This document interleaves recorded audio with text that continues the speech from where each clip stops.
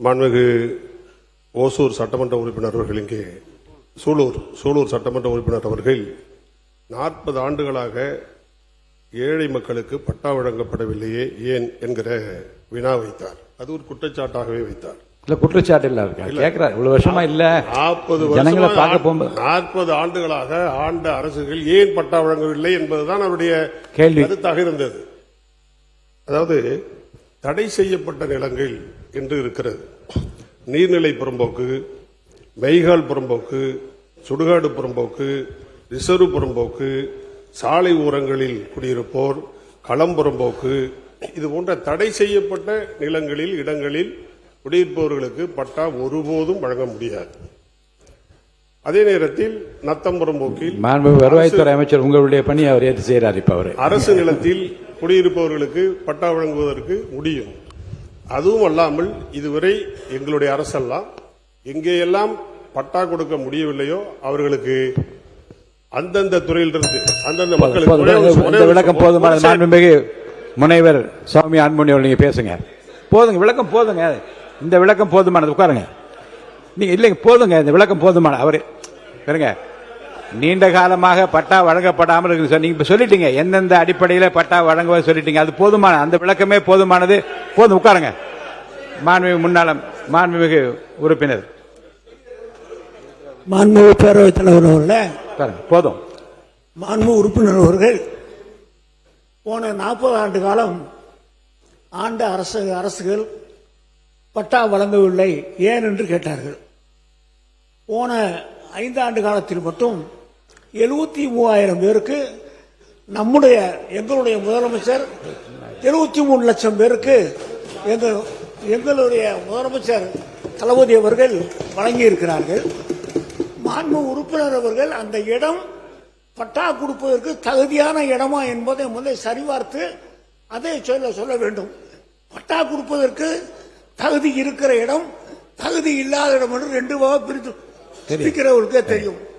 ஆகவே மாண்பு உறுப்பினர் அதை செய்ய புத்தாம் பொதுவா சொல்லக்கூடாது. ஒவ்வொரு அரசாங்கமும் போட்டி ஓட்டு கொண்டு ஒரு அரசாங்கத்தை விட ஒரு அரசாங்கம் கூட கொடுக்கறத முயற்சி இருக்கிறத ஒழிய குறைய கொடுக்கிற முயற்சி இருக்கிறது. நாங்கள் 73 லட்சம் பேருக்கு நாங்கள் வழங்கியிருக்கோம். இதுவரைக்கும் தமிழ்நாட்டு வரலாற்றிலேயே தளபதி ஸ்டாலின் அவர்கள் தான் இந்த 73 லட்சம் பேருக்கு பட்டா வழங்கியிருக்காங்க. மாண்புமிகு வருவாய்த்துறை அமைச்சர், மாண்புமிகு அவை முன்னவர், மாண்புமிகு பேரவைத் தலைவர் அவர்களே, முதல்ல 73,000, அப்புறம் 73 லட்சம், 73 லட்சம். இதுவரையும் தமிழ் சரித்திரத்தில் 73 லட்சம் பேர்கள் பட்டா இல்லை என்பதே இல்லை. முதல்ல தெரிஞ்சுக்கணும். இவ்வளவு 73 லட்சம் பேர்ல இருந்தானே என்ன ஆகுறது நாடு? பட்டா இல்லைங்கிறது பாருங்க இருக்கின்ற இருங்க நான் சொல்லிடுறேன். சொல்லி முடிக்கிறேன் கேட்கணும். சொல்லி முடியுங்க. இல்ல 73 லட்சம் என்று சொன்னீர்கள். ஆகவேதான் அதை அழுத்தம் திருத்தமாக சொல்கிறேன். 7 லட்சம் கரெக்ட் இல்ல 23 லட்சம் சொல்றாங்க. அதனாலதான் கேட்கறேங்க. 73 லட்சம் எங்க இருக்குங்க? 23 சொல்றார். 23 சொல்றார். மாண்பு உறுப்பினர் முனைவர் திருமதி சாமி அன்புமணி அவர்கள். மாண்புமிகு பேரவைத் தலைவர் உறுப்பினர் உட்காரு. போதும், சொன்ன விளக்கம் போதுமானது. உட்காருங்க. நீங்க பேசுங்க. மாண்பு உறுப்பினர் பேசலாம். உட்காருங்க. மாண்புமிகு பேரவைத் தலைவர்களே, அந்தந்த ஆட்சி வருகிற பொழுது தகுதியானவர்களுக்கு பட்டா கொடுப்பு என்பது எல்லா அரசாங்கம் அப்படிதான் நினைப்பாங்க. அது ஒன்றும் மாற்று கருத்தல்ல. ஆனால் 2006 2011 அந்த காலம் என்ன வருவாய்த்துறை அமைச்சர் ரெக்கார்டு எடுத்து பார்க்கலாம். நீண்ட நெடிய காலமாக பட்டா என்ற நிலையை மாற்றி 10 ஆண்டு காலம் எந்த இடத்தை அனுபவித்திருந்தாலும் அதை பட்டா செய்யலாம் என்று அதை தளர்த்தி பட்டா செய்து கொடுத்தவர் அண்ணன் கலைஞர் அவர்கள் முதலமைச்சராக இருக்கும்போது தமிழ்நாடே பாராட்டுச்சு. ஒன்று, இப்பொழுது திராவிட மாடல் ஆட்சியில் ஏற்கனவே பேண்ட் இருந்தது. நகராட்சி பகுதியாக இருந்தால் 7 கிலோமீட்டர் 8 கிலோமீட்டர் பட்டாவே செய்யக்கூடாது என்று ஒரு பேண்ட் இருந்தது. அமைச்சரவையில் எங்களுடைய முதலமைச்சர் திராவிட மாடல் ஆட்சியினுடைய நாயகர் அண்ணன் தளபதி அவர்கள் அமைச்சரவையில் வச்சு இந்த தமிழ்நாட்டில் இருக்கிற எல்லா நகராட்சி பேரூராட்சிகளும் இந்த தடைய பேண்ட் எடுத்துட்டு பட்டாப்பட வேண்டும் என்று சொல்லி அனைவருக்கும் கோடிக்கணக்கான, ஏன்னா உங்களுக்கு நகராட்சியில் ஒரு இடம் இருக்குன்னு சொன்னா கோடிக்கணக்கா போகுது. இடத்தை பட்டா செய்து கொடுத்தாரு சொல்றோம். மாண்பு உறுப்பினர் ஒரு நிமிஷம். மாண்பு உறுப்பினர் உட்காருங்க, உட்காருங்க, நான் சொல்றேன், உட்காருங்க. மாண்பு உறுப்பினர் பேசுங்க, பேசுங்க. மாண்பு உறுப்பினர் பேசுங்க, பேசுங்க. என் தொகுதியில திருவெரும்பூர் தொகுதி பேரவைத் தலைவர்கள் என் திருவெரும்பூர் தொகுதியில பட்டா கொடுத்து இடத்த காணோம். இப்போ எந்த இடமுமே இல்ல, கலெக்டருக்கு தெரியும். இடமே இல்ல. ஆய்வு செஞ்சு கேட்டுக்கலாம். எல்லாம் உட்காருங்க, உண்மையை உட்காருங்க. மாண்பு உறுப்பினர் உண்மையை பேசுறாங்க. உட்காருங்க சார், சொல்லிட்டீங்க, உட்காருங்க, உட்காருங்க, பேசுறான். உட்காருங்கன்னு சொல்றேன்ல, உட்காருங்க. அவை முன்னவர் இருங்க, இருங்க, இருங்க, உட்காருங்க. மாண்புமிகு பேரவைத் தலைவர் அவர்களே, உட்காருங்க. எடுக்கிறேன் சார், இருங்க, உட்காருங்க.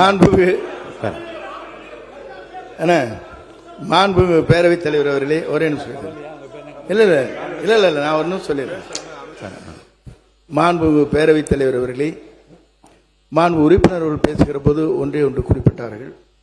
பட்டா வழங்கப்பட்டிருக்கிறது, இடம் வழங்கவில்லை என்று சொல்லிடுறேன், முடிச்ச வரை கொடுங்க என்று குறிப்பிட்டார்கள். இது போன்ற குறைபாடுகள் என்னிடத்திலும் இப்போது கவனத்திற்கு வந்திருக்கிறது. நீங்கள் ஒரு இடத்தை தேர்வு செய்து அந்த இடத்திலே பட்டா வழங்கியிருக்க கூடும். ஆனால் அதை அங்கே இருக்கிற பட்டாவை அது லேஅவுட் செய்து உங்களுக்கு எவ்வளவு இடம் அளிக்கப்பட்டிருக்கிறது என்பதெல்லாம் பல இடங்களில் இந்த குறைபாடுகள் இருக்கிறது என்பதை நாங்கள் அறிவோம். அதற்கான நடவடிக்கை நாங்கள் மேற்கொண்டு வருகிறோம். மாண்புமிகு கால்நடைத்துறை அமைச்சர், மாண்புமிகு கால்நடைத்துறை அமைச்சர் அவர்கள், மாண்புமிகு கால்நடைத்துறை அமைச்சர் அவர்கள் பேசுங்க. மாண்புமிகு பேரவைத் தலைவர் அவர்களே, மாண்புமிகு உறுப்பினர் அவர்கள் கூறினார் பல லட்சம் பேருக்கு பட்டா போட்டு கொடுத்தோம் என்று. பட்டா இருக்கிறது, இடமெங்கே என்று எங்களிடம் வந்து கேட்டார்கள். அதற்கு நாங்கள் சொன்னோம், நிச்சயமாக பட்டா போட்டாலும் சரி, அது போட்ட பட்டாவிற்கு நிச்சயமாக இடங்களை நாங்கள் உங்களுக்கு கண்டறிந்து அதற்கான பதிலை அளிப்போம் என்று அவர்களுக்கு வாக்குறுதி கொடுத்துள்ளோம். இப்படிப்பட்ட மனுக்களை நானே என் கையார வாங்கி அதை நான் சேகரித்து வைத்துள்ளேன். நிச்சயமாக அந்த மனுக்களை நான் இங்கு சமர்ப்பிப்பேன் என்று தெரியப்படுத்துகிறேன். நன்றி. ஒட்டுமொத்த விவாதத்திலிருந்து இந்த விவாதத்திலிருந்து மாண்பு உறுப்பினர்களும் மக்களும் தெரிந்து கொள்வது என்ன என்றால், இருவேறு அரசாங்கங்கள் பல்வேறு காலகட்டங்களில் ஆட்சி பொறுப்பில் இருக்கிற போது பட்டாக்கள் வழங்கப்பட்டிருந்தாலும் இன்னும் பட்டா வழங்கப்படாத இடங்கள் நிறைய இருக்கிறது என்பதைத்தான் சூலூர் சட்டமன்ற உறுப்பினர் பேசிய கருத்திலிருந்து என்னாலே புரிந்து கொள்ள முடிகிறது. அந்த பட்டாவை எப்படி வழங்க வேண்டும் என்பதை பற்றி மாண்புமிகு நம்முடைய அவை முன்னவர் வருவாய்த்துறை அமைச்சராக இருக்கிறார். அதை பற்றி ஆய்வு செய்து விரைவிலே சூலூர் சட்டமன்ற உறுப்பினர் மட்டுமல்ல, இன்னும் யார் யாருக்கு முறையான பட்டா வழங்கப்பட்டிருக்கிறது, அல்லது கால்நடை அமைச்சர் சொன்னது போல பட்டா வழங்க இடம் இல்லையா, அல்லது இன்னொரு உறுப்பினர் தவறாக இருக்கிறது என்று சொல்லியிருந்தாலும் கூட நீங்கள் முறையான ஆய்வு செய்து சரியான இடங்களிலே முறையான பட்டா வழங்கக்கூடிய அனைத்து ஏற்பாடுகளையும் மாண்புமிகு வருவாய்த்துறை அமைச்சர் அவர்கள் செய்வார் என்று நான் கருதுகின்றேன். மாண்புமிகு உறுப்பினர் டாக்டர் சௌமியா அன்புமணி அவர்கள், இந்த போலி பட்டா என்ற வார்த்தை அவைக்குள் நீக்கப்படுகிறது.